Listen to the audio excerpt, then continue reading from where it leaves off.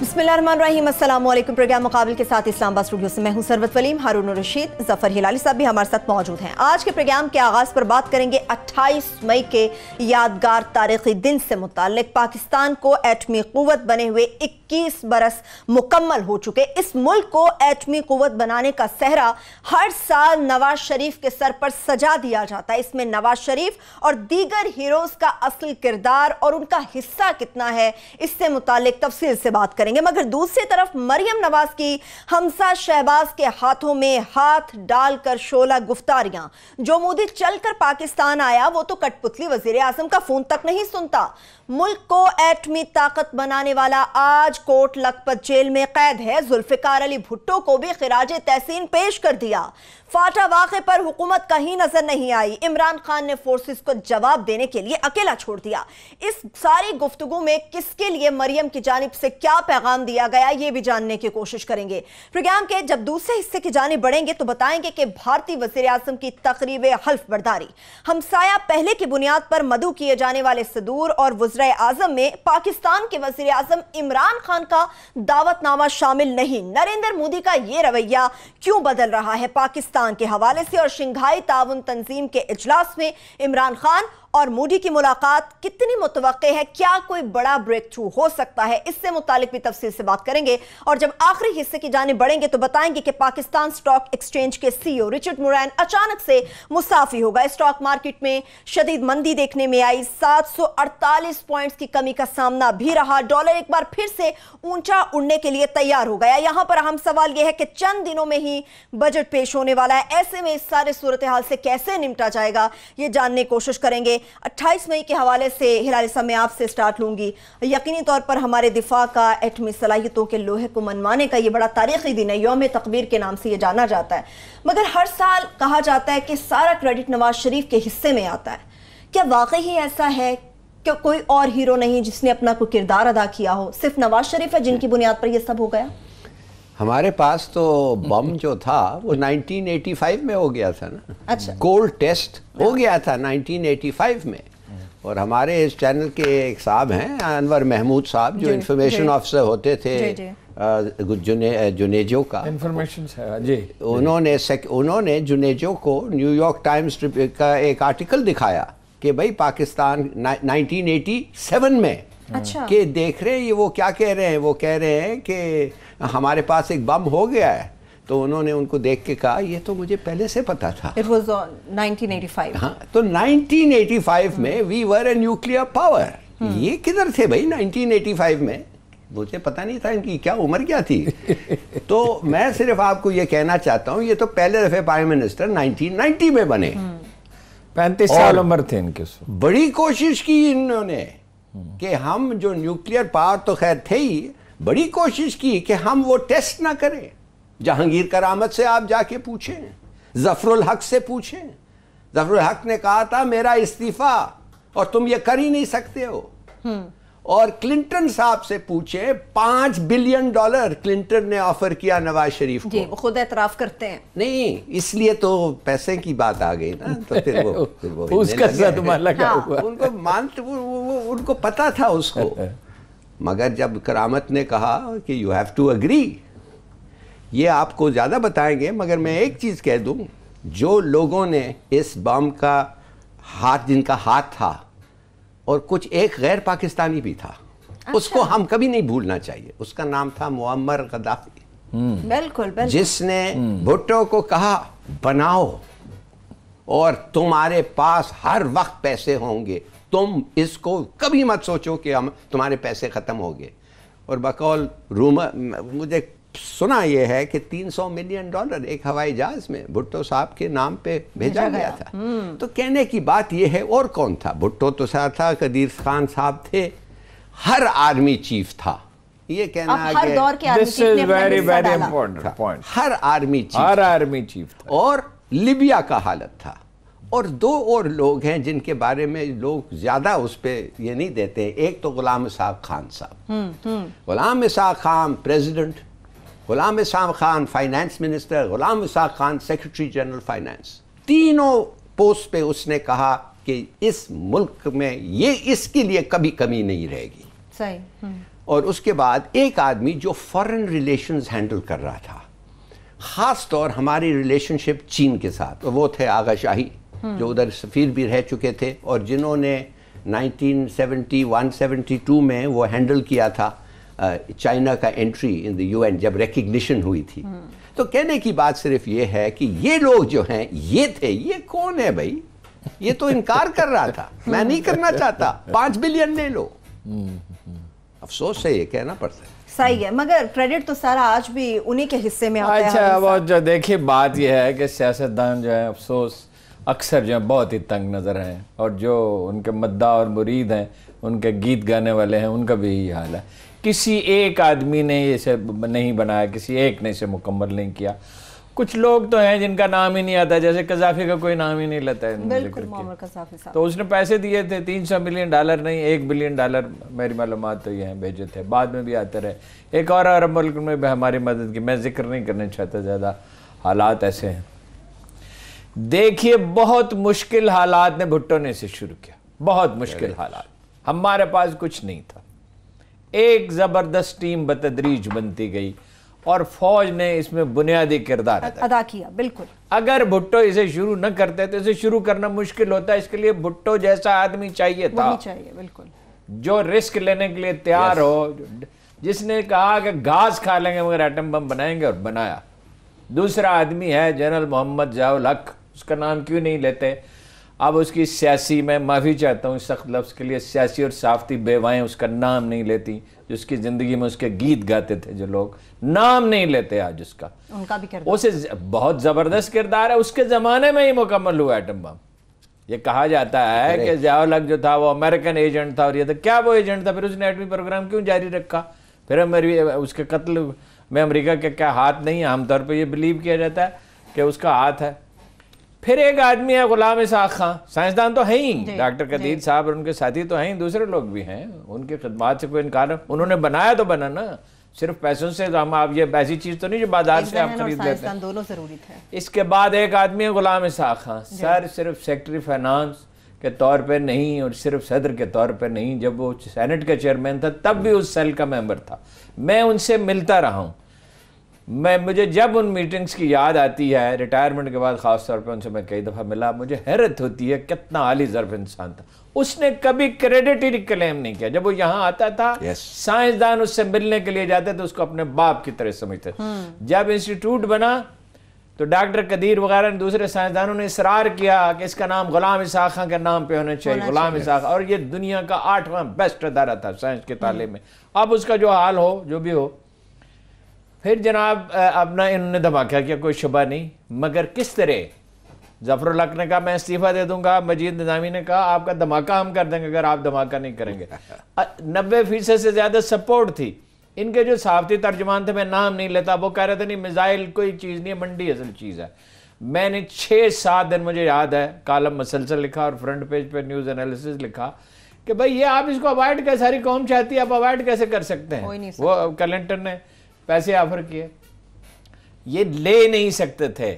انہوں نے تو ایسے حالات میں کیا کہ اس کے بعد اکاؤنٹ ہی فریز کر دیے. جی بالکل، بڑی ڈالر جو ہے وہ 40 سے لے کے 60 پہ اسی دن پہنچا نا. انہوں نے کس طرح سے یہ اس طرح تاثر دیتے ہیں کیا، اس کا کریڈٹ انہیں دیا جا سکتا ہے اس کا دھماکہ کرنے کا. مگر یہ تو یہ تاثر دیتے ہیں جیسے اتفاق فاؤنڈری میں بنا ہے، یہ ان کے اپنے پیسوں سے بنا ہے، اور باقی لوگوں کا جنہوں نے اتنا رسک لیا. دیکھیں وہ ملنے کے لیے گیا ڈریگن سے ضیاء الحق، اور وہ اتنی تیاری کر کے گیا کہ وہ، اور اتنے اگریسولی اس نے ڈیل کیا. اس کو دیکھا امریکہ کے صدر سے بات کر رہا تھا وہ، کہ بعد میں پوچھا گیا کہ وہ آپ سے پوچھا انہوں نے ریگن نے، وہ تیار تھے اس پہ دباؤ ڈالنے کا. انہوں نے کہا اس نے ذکر بھی نہیں کیا، وہ جانتے تھے. اس کے انٹرویو ضیاء الحق کے موجود ہیں جس میں امریکی جرنلسٹ اس سے کہتے ہیں کہ آپ چیٹ کر رہے ہیں اور یہ کر رہے ہیں اور وہ کر رہے ہیں، اور ہم آپ کو دوسرے ری ایکٹر دے دیتے ہیں ایٹمی توانائی کے لیے. وہ کہتا ہے آزادی کا کوئی بدل نہیں ہے. یہ بالکل واضح لفظ وہ کہتا ہے، آزادی کا کوئی بدل نہیں ہے. دس از بٹ بھٹو ڈیڈ، اس نے کیا. بالکل ہلاری صاحب نے ٹھیک ہے، فوج کے ہر سربراہ نے کیا. ISI کے بغیر یہ بم بن سکتا ہی نہیں تھا. It was impossible. اور اب رہ گئے سائنسدان ڈاکٹر قدیر صاحب نے کیا، کیا فرما رہے وہ ذرا آ کے بات کر لیتے اس پہ ذرا وہ دکھا دیتے ہیں کہ ڈاکٹر قدیر صاحب نے جس کا سہرا نواز شریف صاحب اور ان کے خاندان والے ان کی جماعت اپنے سر پہ سجا لیتی ہے، ڈاکٹر قدیر خان اس سے متعلق کیا فرما رہے ہیں وہ پہلے آپ کو سنا دیتے، واپس آ کے اس پہ بات کرتے ہیں۔ رئیس صاحب، شمشاد صاحب اور انور گائے صاحب اور میں ہم چار ہی تھے جو کہ اس کی حمایت میں تھے۔ آپ یہ کلیئرلی بتائیے کہ میاں نواز شریف کرنا چاہتے تھے یا نہیں کرنا چاہتے تھے؟ میاں صاحب پریشر میں آ جاتے ہیں بہت جلدی، میاں صاحب اس وقت پریشر میں تھے اور میاں صاحب سوچتے تھے کچھ اسی رستہ نکال لیں۔ 18 اور 20 کے درمیان پرائم منسٹر نے پرائم منسٹر ہاؤس میں تمام میڈیا کے باسز کو بلایا اور ان سے سوال جواب کیے کہ ٹیسٹ ہونا چاہیے کہ نہیں، اور اس میں لگتا یہ تھا کہ وہ چاہتے تھے کہ یہ کہیں نہیں ہونا چاہیے، جس پہ مجید نظامی صاحب اٹھے تو انہوں نے کہا پرائم منسٹر صاحب ہم تو آئے تھے کہ آپ خوشخبری دیں گے، لیکن آپ تو یہاں ڈاماڈول ہیں، آپ نے کرنا پڑے گا نہیں تو بم پھٹے گا آپ پہ۔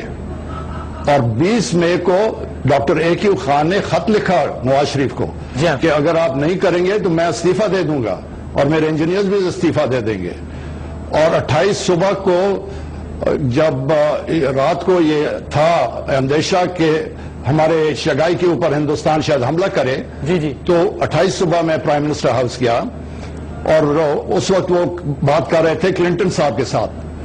شہباز شریف صاحب میرے پاس آئے ڈرائنگ روم میں اور کہا کہ پرائم منسٹر ابھی آتے ہیں، وہ کلنٹن سے بات کر رہے ہیں اور اگر انہوں نے ہمیں اچھا پیکج دیا تو ہم نیوکلیئر ٹیسٹ نہیں کریں گے۔ اچھا، تو میں نے کہا جی وہ تو ہم نے ڈیوائسز ڈال دی ہیں، اس کو نکال نہیں سکتے۔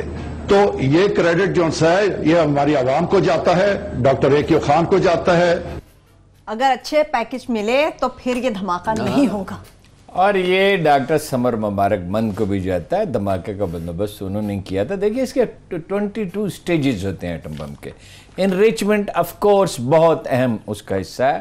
ڈاکٹر قدیر صاحب کی خوبی یہ ہے وہ خود بہت محنتی آدمی ہیں، ان کی یادداشت بہت اچھی ہے، وہ لوگوں کو موٹیویٹ کر سکتے ہیں۔ بتدریج ایک ٹیم بنی، مجھے ایک زمانے میں کچھ سائنسدانوں نے ہلالی صاحب بلایا، مجھ سے گفتگو کی کہ آپ اس پہ کتاب لکھتے، میں نے کہا میں سوچوں گا کس کا کتنا کریڈٹ ہے، مگر میں نے یہ محسوس کیا جنرل حمید گل صاحب مرحوم سے مشورہ کیا، انہوں نے کہا بھائی اس کا فائدہ کس کو ہوگا، یہ تاریخ کو طے کرنے دیں، اگر یہ ہم یہ اس بحث میں پڑ گئے تو یہ اگر کتاب آپ لکھیں گے اس میں کوئی انفارمیشن ہوگی وہ اسرائیل کے کام آئے گی، انڈیا کے کام آئے گی، امریکہ کے کام۔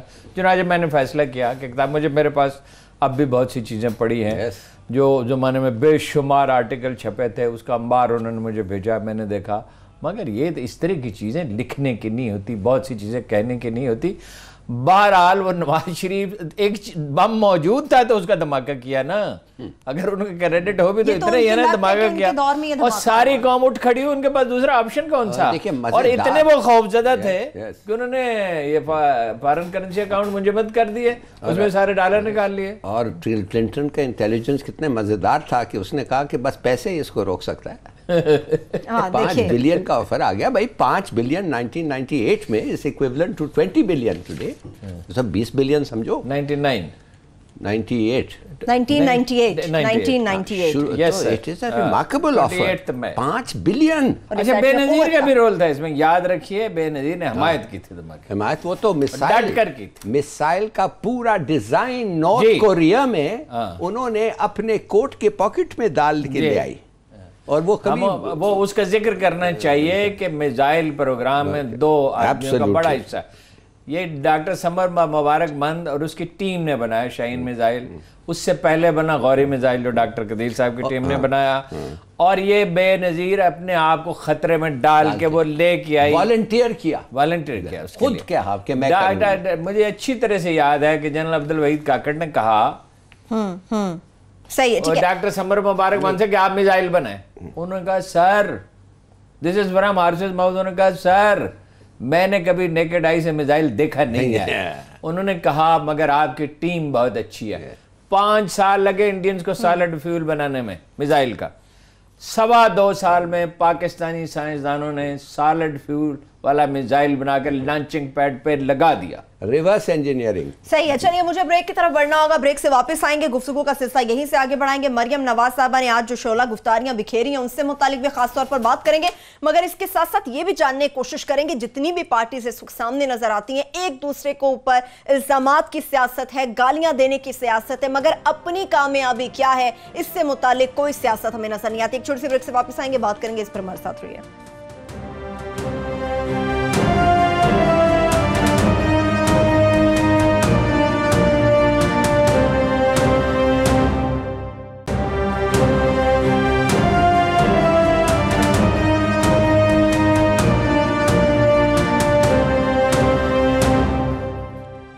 ब्रेक के बाद एक बार फिर से प्रोग्राम में हम आपको खुशामदीद कहेंगे। ब्रेक से जाने से पहले हम मरियम नवाज साहिबा से मुतालिक बात कर रहे थे। आज उनकी आपने तकरीर तो यकीनी तौर पे हारून साहब सुनी होगी, हाथों में हाथ उन्होंने हमजा शहबाज के डाले, हर बात में हमजा शहबाज जिंदाबाद हो गया। आज हमजा का जिक्र किया, वो जो तासुर था ना उसको दूर करने की कोशिश की। किसी तकरीर नवीस को अच्छा है लगता है, इरफान सिद्दीकी साहब ने लिखी है और को मशवरा भी देने वाला अच्छा है, और चचा का भी आज जिक्र किया जिसका जिक्र बिल्कुल नहीं करती थी। लेकिन अजीब व गरीब गुफ्तगू उन्होंने की।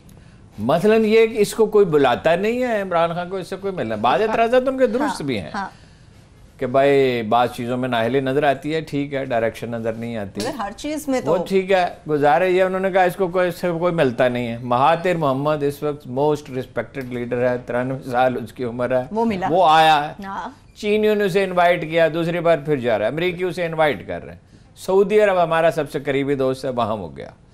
अच्छा ईरान, अच्छा खुदा आपका भला करे, मुत्तहिदा अरब अमारात, ये $6 बिलियन पे किए गए जो इन्होंने कर्ज लिया था। कभी इतने मुख्तसर मुद्दत में इतने कर्जे वापस नहीं किए गए। तो बुलाता उसे कोई क्यों नहीं? वाकया इसके बिल्कुल बरक्स है। वो एक करिश्मेटिक आदमी है, उससे हर शख्स, हर लीडर मिलना चाहता है। अगर वो बरतानिया जाए तो उसकी इस तरह की पजीराई होगी जैसे किसी प्राइम मिनिस्टर की कम हुई होगी।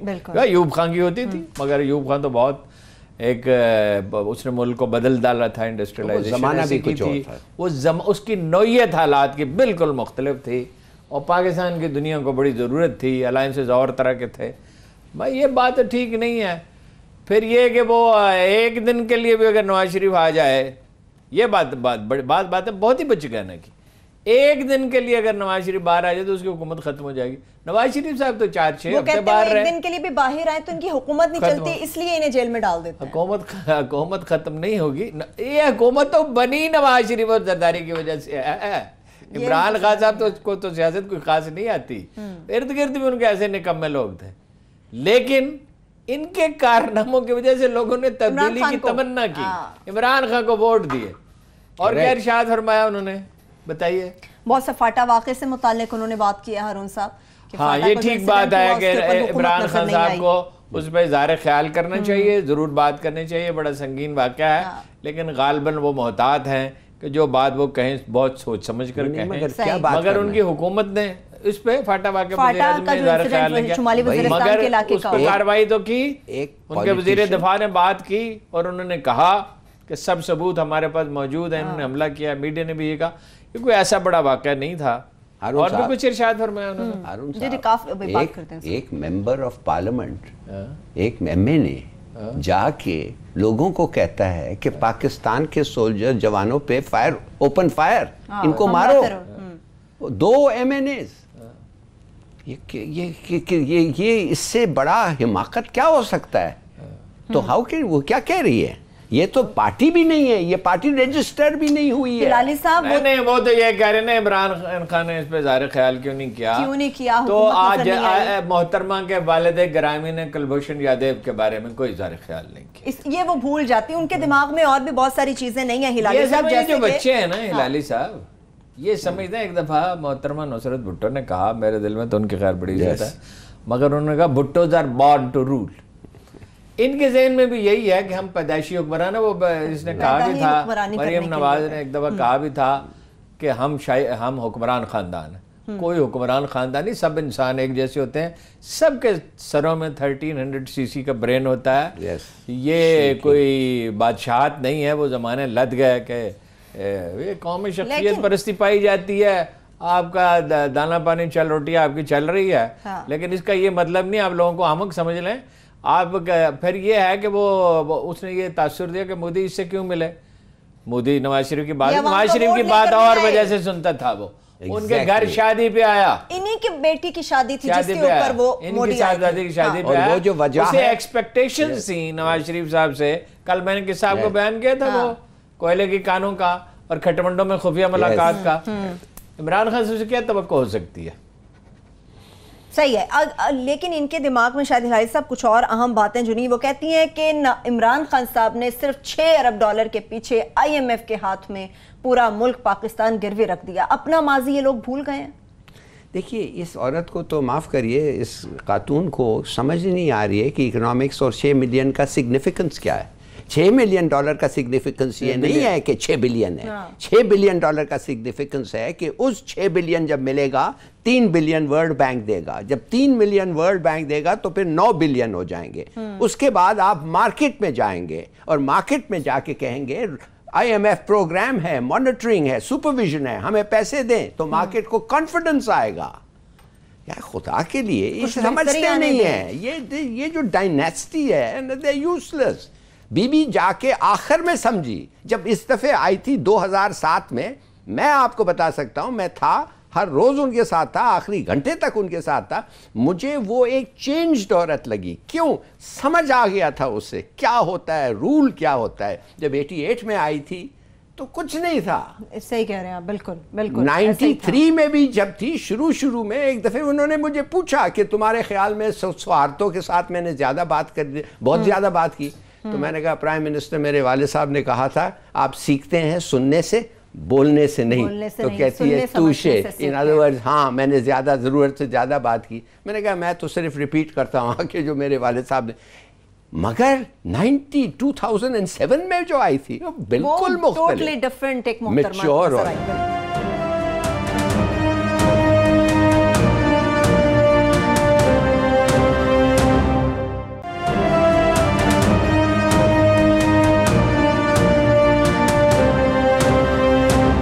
ہلالی صاحب ہم تو بڑی امید لگا کر بیٹھ گئے تھے کہ شاید اب روپے کی قدر بحال ہو، مگر اچانک سے ایسا کیا ہو گیا ہے روپے کی قدر بھی بحال نہ ہو سکی، ڈالر بھی 50 پیسہ مزید اوپر چلا گیا. بات اصل یہ ہے، آپ کو میں 2-3 سوال پوچھتا ہوں. آپ سوچئے گورنمنٹ نے کیا کہا تھا.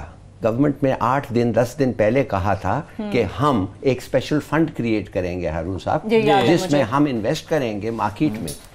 وہ فنڈ کدھر ہے؟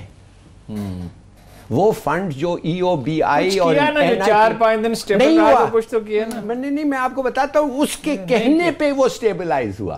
آپ سمجھ گئے. مگر جب پیسے نہیں آئے تو آپ نے دیکھ لیا 700 پوائنٹ وہ گر گیا. ارے بھائی کہتے کیوں ہو کہ کچھ کرو گے اور پھر کرتے نہیں ہو. دوسری بات ڈالر گرا. آپ کو پتا ہے عید کے ریمیٹنسز آ رہے ہیں باہر سے، تو ڈالر کی سپلائی بڑھ رہی ہے، تو اس لیے وہ ڈالر کی یہ کمی ہوئی ہے. مگر نہیں ڈالر سپلائی تو بڑھ گئی نا، سپلائی بڑھ گئی تو کم ہو گیا نا روپیہ میں. ڈالر بیکیم چیپر، مانے سستا ہو گیا. مگر آپ سے میں یہ پوچھنا چاہتا ہوں IMF کا کدھر ہے وہ پروگرام؟ IMF کا بورڈ کی میٹنگ نہیں ہوا ہے، انہوں نے اگری نہیں کیا. FATF کے کنڈیشنز آپ نے سب آپ کو کمیونیکیٹ اگر ہو بھی گئے ہیں، مجھے تو نہیں پتا کہ آپ وہ مان گئے ہیں یا آپ مان سکتے ہیں. یہ بڑا سیریس معاملہ ہے بھائی. 700 پوائنٹ اور 155 تک یہ ڈالر جائے گا. اگر یہ معاملہ صحیح نہیں ہوا تو 155 تک جائے گا. It is a very very serious thing. ابھی سٹاک مارکیٹ کے حوالے سے لانگ ٹرم پالیسی کا مسئلہ نا. دیکھیے فارن کرنسی اکاؤنٹ ہے، آپ آسانی سے ڈالر خرید سکتے ہیں. منی لانڈرنگ کا سلسلہ جاری ہے، انڈسٹریلائزیشن ہوئی نہیں. بے یقینی یہ بات یاد رکھیے جو بنیادی بات ہلالی صاحب نے کہی ہے، جب تک بے یقینی رہے گی اس وقت تک مسئلہ رہے گا. جب آپ کا ایگریمنٹ سائن ہو جائے گا FATF سے، آپ نکل جائیں گے اس مرحلے سے، تو صورتحال بہتر ہونی شروع ہو جائے گی. ویسے میں نے سوچا اس پہ کافی ہلالی صاحب کاروباری آدمی کا مفاد تو اسٹیبلٹی میں ہے، وہ خود بھی چاہیں گے یہ. البتہ یہ جو ہوا ہے نکال دیا ان کو رچرڈ مورن کو، یہ اس کا جانا جو ہے وہ افسوسناک ہے، اس لیے کہ وہ ایک پراپر ایکسپرٹ تھا، اس کا بیک گراؤنڈ اچھا تھا. وہ اس وقت آیا جب چینیوں نے کوئی 40% شیئر یہاں خرید لیے اور انہوں نے تجویز کیا، مگر بورڈ آف ڈائریکٹرز کے ساتھ کمفرٹیبل نہیں تھا، اور بعض بڑا بزنس مین بھی جو مینوپولیٹ کرتے ہیں، نام سب جانتے ہیں، میں کسی کا نام نہیں لوں گا، وہ بھی کمفرٹیبل اس لیے نہیں تھا کہ وہ جس ماحول سے وہ آیا تھا وہاں فیصلے میرٹ پہ ہوتے ہیں اسٹرکٹلی، اور اسے وہ اسٹریم لائن کرنا چاہتا تھا، یہ اس کے ساتھ سمجھوتا نہیں کر سکے، ظاہر ہے کچھ نہ کچھ ہیرا پھیری تو یہ کرتے ہی ہیں۔ لیکن ہارون صاحب کہا جا رہا تھا کہ غیر ملکی جو سرمایہ کار ہے ان کو لانے کا بھی ایک ٹاسک دیا گیا تھا رچرڈ مورین کو، وہ انفارچونیٹلی پورا نہیں ہو سکا۔ کہاں سے وہ غیر ملکی سرمایہ، جب پاکستانی سرمایہ کاری نہیں کر رہے بے یقینی کے اس ماحول میں، وہ کہاں سے لاتا؟ 50% کمی ہوئی ہے غیر ملکی سرمایہ کاری میں سوائے سی پیک کے۔ لیکن یہ غیر یقینی ہارون صاحب ختم کیسے ہوگی؟ مین کوشچن تو آج یہی رہ گیا نا، جون میں بجٹ میں پیش ہونے والا ہے، اگریمنٹ سائن ہوگا، ایف اے ٹی ایف سے آپ نکل جائیں گے، اس کے بعد ہی مستحکم ہونا شروع ہوگی۔ جب آپ وہ فیض کا شعر ہے، دعوی گرفتاری و مجبوری و الفت دستے تہ سنگ آمدہ پیمان وفا، جب پتھر کے نیچے آپ کا ہاتھ آیا ہو، جب آپ مشکل میں ہوں، جب آپ دلدل میں، آپ کو احتیاط سے باہر نکلنا چاہیے۔ آپ بے احتیاطی کریں گے تو آپ ڈوب جائیں گے اس دلدل میں۔ دیکھیے اسی لیے ہم نے جنگ کے معاملے میں بہت اچھا کیا، حکومت نے احتیاط کی روش اختیار کی، فوج نے بھی، حکومت نے بھی، سبھی نے، میڈیا نے بھی اس میں تعاون کیا۔ جب آپ مشکل حالات میں ہوں، جناب علی کرم اللہ وجہ کال پہلے بھی آپ کو سنایا تھا، گھبراہٹ میں مصیبت ایک دوسری مصیبت ہے، بالکل ٹھیک ہے، مصیبت میں گھبرا جانا ایک دوسری مصیبت ہے۔ اس وقت بہت تحمل، احتیاط کی ضرورت ہے، ہر ایک کو کنٹریبیوٹ کے، مثلا یہ مہم چلائی، ہمارے ادارے نے چلائی کہ یہ ڈالر جو ہے وہ بیچو، جو جتنا کنٹریبیوٹ کر سکتا ہے روپے، جو جتنا کنٹریبیوٹ کر سکتا ہے، یہ ایک آدمی کا کام نہیں ہے، یہ وزیر اعظم کا کام نہیں ہے تنہا، وزیر اعظم انہیں ایکسپیرینس بھی ہے، اور نئی ملک جیسے اس کے مشیر بھی ہیں ہر طرح کے، اور خان صاحب جانتے ہوئے بھی آنکھیں بند کیے بیٹھے ہیں۔ خان صاحب جو ہیں وہ ان کی کیبنٹ کی میٹنگ دیکھیں تو کئی دفعہ تعجب ہوتا ہے، پہلے میں دیکھتا تھا عمر کیا نہیں بیٹھا ہوا، یار یہ کیا وزارت چلائے گا، اور وہ وہی ہوا، یہ اسی دن بزدار صاحب بیٹھے ہوئے ہیں۔ وہ ٹیم تو اچھی بنا، یہ اعتراض درست ہے، ان کو بھی سیکھنا، لیکن وہ اکیلے ان کو اسے سیکھنا ہے، لیکن یہ ایک آدمی کا کام نہیں ہوتا، یہ جنگیں، معاشی جنگیں دوسری جنگوں کی طرح قومیں لڑتی ہیں، انڈیویجول نہیں لڑتی۔ دیکھیے نروت، ایک چھوٹی بات مثال کے طور پہ، بہت دفعے کیسز آتے تھے، مثال کے طور پہ بی بی کہتی تھی یہ، میں نے کہا نہیں آپ یہ نہیں کہہ سکتے، ہم بیٹھے ہوئے تھے، وہ پریزیڈنٹ، وہ ڈیفنس منسٹر سیریا کے آیا تھا، بی بی تھی، جہانگیر کرامت صاحب تھے، اس کے ساتھ میں بھی بیٹھا ہوا تھا، تو انہوں نے جہانگیر کرامت سے نہیں پوچھا، مجھے کہنے لگی کہ یہ انفارمیشن میں ڈسکلوز کر سکتی ہوں مارشل طلاس، وہ جو ڈیفنس منسٹر تھا سیریا کا، میں نے کہا نو پرائم منسٹر، کہتی اچھا یہ کہہ سکتی ہوں، میں نے کہا نو پرائم منسٹر۔ انہوں نے ان کو نہیں پوچھا، انہوں نے اپنا ایک ایڈوائزر کو، سیکرٹری کو پوچھا۔ کہنے کی بات یہ ہے، اگر اس وقت عمران خان کو کوئی ان کا آدمی کہتا کہ منی ایکسچینجز کو ملنا آپ کا کام نہیں ہے، بلکہ اسٹیٹ بینک گورنر کو بھی نہیں ملنا چاہیے، اس کا ایک آفیسر، جوائنٹ سیکرٹری رینک ایک آدمی کو ملنا چاہیے، اور ان کو بتا کے آپ کے جو تفصیلات ہیں وہ کنوے کر دیں۔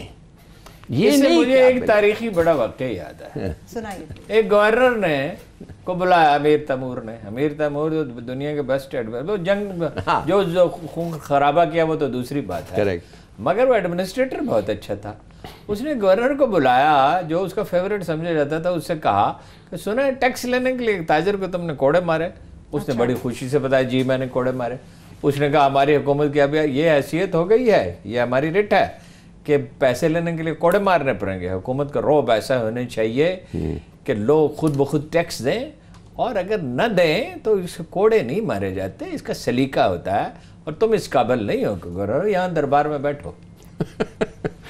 حکومت کی رٹ ہونی چاہیے نا، یہ صدر اور وزیر، گھبراہٹ میں صدر وزیر بات کر رہا ہے، وزیر اعظم بات کر رہا ہے، وزیر اعظم نہیں، یہ مشینری کے کرنے کا کام ہے، ایف بی آر کو ٹھیک کریں، ایف بی آر کو کام کرنے دیں اور دوسروں کو کام کرنے دیں، ابھی ہارون صاحب چند دنوں میں پولیس ٹھیک ہو، ایف آئی اے ٹھیک ہو۔ چلیے پھر اس طرح ایک بریک کی طرف چلے جاتے ہیں، جب بریک سے واپس آئیں گے تو چند ہی دنوں میں یعنی کہ 11 جون کو بجٹ پیش کیا جائے گا، یہ بجٹ عوام کے لیے کیا ریلیف، کیا نوید لے کر آئے گا، یا صرف تکالیف ہی لے کر آئے گا؟ ایک بریک سے واپس آ کے اس پہ بھی بات کریں گے، مگر اس کے ساتھ ساتھ بھارتی وزیر اعظم کی تقریب حلف برداری کا بھی ذکر خاص طور پر کریں گے، اور یہ بھی جاننے کی کوشش کریں گے کہ نیکسٹ منتھ شنگھائی تعاون تنظیم کا اجلاس ہونے جا رہا ہے، خان صاحب بھی وہاں پر پہنچیں گے اور نریندر مودی بھی وہاں پر جائیں گے، اب دیکھنا یہ ہے کہ کیا ملاقات ہوگی، اگر ایسا ہوا تو کیا کوئی بڑا بریک تھرو ہو سکتا ہے، एक छोटी सी ब्रेक, हमारे साथ रहिए।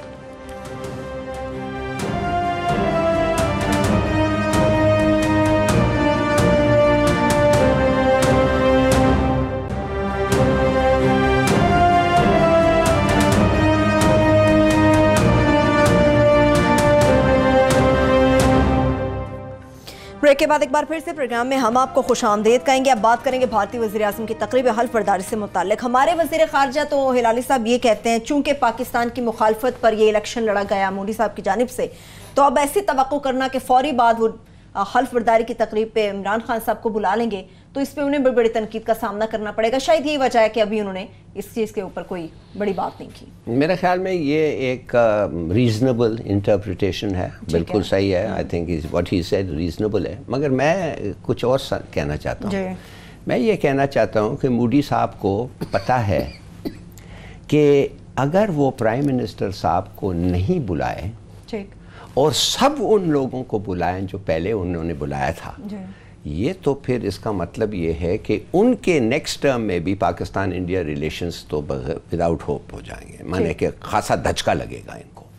तो उन्होंने बड़ी एक चालाकी की है। वो चालाकी क्या किया है, उन्होंने कहा है, अनाउंस किया है, हमारे को नहीं बताया है, अनाउंस किया है कि मैं उन लोगों को बनाऊंगा जो बे ऑफ बंगाल, माने बंगाल, बे ऑफ बंगाल के लिटरल स्टेट्स हैं। ठीक है, ठीक है। किसमें बर्मा, समझ गया आप, जो साक का मेंबर नहीं है। इन अदर वर्ड्स, वेरएज मैंने पहले 2014 में साक के मेंबर्स को बुलाया था, इस वक्त मैं साक के मेंबर्स को नहीं बुला रहा हूँ, जिसमें अफगानिस्तान को भी मैं नहीं बुला रहा हूँ। बकौल कहा है उन्होंने, तो पाकिस्तान को नहीं बुलाया, अफगानिस्तान को नहीं बुलाया, तो ऐसा नहीं लगता है कि पाकिस्तान को सिंगल आउट किया गया है।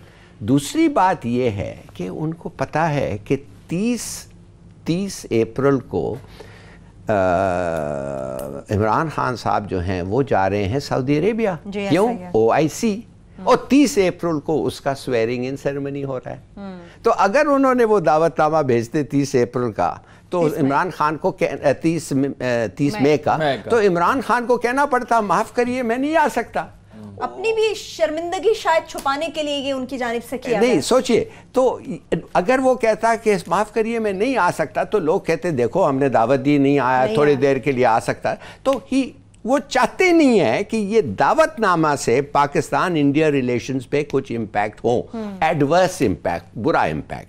तो ये एक इंटरप्रिटेशन है जो मैं आपको दे रहा हूँ। मगर अगर आप मुझसे पूछें कि मोदी क्या है, मोदी क्या है, मोदी तो देखिए एक सेमी एजुकेटेड RSS का वो पराची, वो क्या कहते हैं, जो आदमी उनका लिटरेचर लेके हिंदुस्तान घूम रहा था, जो 2000 मुसलमानों के कत्ल के ऊपर उसने प्रिसाइड किया है, जिसने हमें बता दिया है कि कितना हमारे साथ नफरत है मुसलमानों के साथ, और ख़ास तौर इंडियन मुस्लिम्स के साथ वो क्या कहता है। तो मैं समझता हूँ ये हूँ कि ये वाजपेयी नहीं है, बीजेपी है बेशक, मगर लेकिन ये वाजपेयी साहब वो इंटेलेक्चुअल लीडर, पोएट, दमा, ये तो है अनपढ़ चाय वाला है। कुछ भी कहें हिलाली साहब, इस वक्त वो भारतीय वज़ीर आज़म है, ये तमाम चीज़ें अपनी जगह पर आपकी बिल्कुल दुरुस्त होंगी, मगर अवाम की बेहतरी के लिए तो हारून साहब, मोदी साहब भी काम करने के लिए तैयार है, उनकी मर्जी भी शामिल है, मगर एक बदलाव आ रहा है। किसने आपको कहा था? वो हिटलर भी कहता था आवाम की बेहतरी के लिए कर रहा, मुसोलिनी भी कहने और कर जाने में फर्क, ये बहुत फर्क है। वो सर सैयद की मौत पे लिखा था उसने, अकबर इलाहाबादी ने, कि मत भूलो उसको फर्क जो है कहने वाले करने वाले में। हमारी सब बातें ही बातें हैं, सैयद काम करता था, मत भूलो उसको फर्क जो है कहने वाले का। देखिए, जो आदमी अपनी उसका कैदी होता है अपने नारों का, बाजुकात जो कुछ आदमी कह चुकता है, एक लीडर पे जाहिर है ज़्यादा जिम्मेदारी होती है, ज़्यादा मोहतात होनी चाहिए, इतनी आसानी से नहीं हो सकता। मेरा ख्याल ये है कि दावतनामा वो भेज सकता था, ये मसला नहीं है इस्लामिक कॉन्फ्रेंस का, इसलिए कि फिर जिम्मेदारी इमरान खान पे होती। मेरा ये भी ख्याल है कि पसे पर्दा कुछ काम होगा, बतदरीज सूरत हाल बेहतर हो सकती है, और उनकी ज़रूरत है। जंग नहीं हो सकती, हमला नहीं हो सकता, यह आसान काम नहीं है पाकिस्तान पे हमला करना।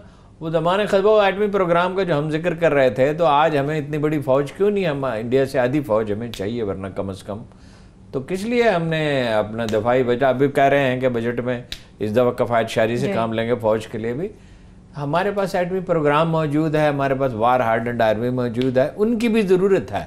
باتیں کرنا اور ہے, وہ ووٹ لینے کے لیے سیاستدان بازو کا نفرت اسے ضرور مسلمانوں سے ہے. پس پردہ کچھ کام ہوگا, کسی وقت رفتہ رفتہ بتدریج برف پگھل سکتی ہے, اور ٹریک ٹو مذاکرات کی اہمیت ہوتی ہے ایسے مواقع پر. یہ اچھا میں تو آپ سے کل ہی عرض کیا تھا کہ نہیں بلائے گا, سوال ہی نہیں پیدا ہوتا, اور یہ بلائے گا تو یہ جائے گا نہیں. اچھا 30 مئی کو وہ وہاں جا رہا ہے تو دونوں کے پاس جواز موجود ہے. ایک اور چیز اگر میں یہ کہہ دوں کہ کل ٹرمپ نے اناؤنس کیا ہے کہ میرا پورا مڈل ایسٹ پالیسی جو ہے وہ میرا نہیں ہے, وہ اسرائیل کا ہے. اس نے کہا یہ میں اسرائیلی پالیسی, اس لیے کہ ہمیں امریکہ کہہ رہا ہے, وہ ٹرمپ کہہ رہا ہے کہ مجھے آئل کی ضرورت نہیں ہے. اب امریکہ 2-4 سال میں آئل ایکسپورٹنگ نیشن ہو جائے, ان کو کوئی تیل کی ضرورت نہیں ہے. تو کہتا ہے ہم جو ہیں ادھر ہیں. اگر یہ بات صحیح ہے, اور اس نے سیریا کو توڑ دیا ہے, انہوں نے عراق کو توڑ دیا ہے, اس نے لیبیا کو ختم کر دیا ہے, لیبنن تو ویسے ہی یہ ہے, تو مجھے ڈر یہ ہے کہ ایران کے ساتھ ان کا جو ہو رہا ہے وہ بھی پورے امریکن کہہ رہے ہیں, یہ بھی اسرائیل کروا رہا ہے. تو اسرائیل کیوں ہمیں بخشے گا ایسے میں جب ہم ایک واحد نیوکلیر پاور ہیں, اور آپ دیکھ رہے ہیں کہ ہر پروونس میں یہ آ رہا ہے, اس کی بو آ رہی ہے آستے آستے کہ کچھ سیپریٹزم, ملیٹنسی. تو میرا تو ہمیں بڑا ہوشیار ہونا پڑے گا. اور موڈی اور نیتن یاہو کڑے دوست, ساتھ ایک کے ٹوٹل ایلائز, اور ٹرمپ, مانے اس سے بہتر کیا وقت ہو سکتا ہے. اگر ٹرمپ ری الیکٹ ہو گیا تو میں تو سمجھتا ہوں تو یہ صورتحال پھر مزید بگڑ کیا نہیں ہو سکتا. اتنا سا اسرائیل ہے, مگر وہ بھاری پڑ رہا ہے ہارون صاحب, وہ کافی بھاری پڑ رہا ہے. وہ بے شک جو کچھ بھی سازشیں کر سکتا ہو, وہ 2 دفعہ انہوں نے اٹیمپٹ کی, انڈیا میں طیارے بھیجے اور اس پہ انڈین ایئر لائنز کے نشان لگا دیے گئے, پینٹ کر دیے گئے. دونوں دفعہ انہیں بتا دیا گیا کہ اس کا نتیجہ کیا ہوگا. وہ ہم پہ اٹیک نہیں کر سکتے. وہ اس دنیا کا نظام کوئی خدا نے ابلیس کے حق میں دستبردار نہیں, دنیا ایک اور طاقت بھی ہے. اور ظاہر ہے کہ ہمیں بہرحال حکمت اور تدبیر سے کام لینا چاہیے, احتیاط سے چلنا چاہیے. میں نے پہلے آپ سے کہا جب آدمی دلدل میں پھنس گیا تو اس کو زیادہ کیئرفل ہونا چاہیے. اپنے پالیسیز میں بھی ہمیں کچھ بدلاؤ. بہرحال دشمن ہمارے اب بہت ہیں, اور اس قوم کو اتحاد کی ضرورت ہے. اسی وقت سیاستدان ایک دوسرے کا منہ نوچنے پہ تلے ہوئے. صحیح ہے, ٹھیک ہے. اب اگلے مہینے شنگھائی تعاون تنظیم کا اجلاس بھی ہو رہا ہے ہلالی صاحب. پرائم منسٹر پاکستان عمران خان صاحب بھی جائیں گے, نریندر مودی صاحب بھی وہاں پر جائیں گے. ملاقات کہا جا رہا ہے کہ ایکسپیکٹڈ ہے, لیکن اس ملاقات میں کیا بڑا ہو سکتا ہے دونوں ممالک کے لیے خاص طور پر؟ اگر ملاقات ادھر نہ ہو, پہلی بات یہ ہے کہ ملاقات ہوتی ہے ہی نہیں ہوتی. کرکٹ کانفرنس پہ کیوں نہیں ہو جائے, سمجھ گئے, کرکٹ کے اس پہ دونوں ہوں گے ادھر, آئی ایم شیور, تو ادھر بھی ملاقات ہو سکتی ہے. ملاقات تو ان کو کرنا ہے. اور دیکھیے موڈی کو انہوں نے تو بڑا اچھا انٹروڈکشن دیا تھا. موڈی کے بارے میں انہوں نے اس کو لکھ کے کہا کہ میں نے یہ ہے کہ تم خواہش ہے کہ تم جیت جاؤ ایک اچھی میجورٹی کے ساتھ, پھر ہم تمہاری بات کر سکتے ہیں, تم بھی تگڑے ہو گئے, میں ہوں جو ہوں. تو that's was a very good sign. تو میں سمجھتا ہوں موڈی اتنا ان کے خلاف نہیں ہے. اس کا پرابلم یہ ہے کہ وہ مسلمانوں اور پاکستان کا ایسا اس کا ہسٹری ہے کہ میں نہیں مان سکتا. یہ بینیفٹ آف دا ڈاؤٹ موڈی کو دینا چاہتے ہیں, اور شاید یو آر رائٹ, شاید یو آر رائٹ. وہ ان کی ضرورت ہوگی تو بات کریں گے.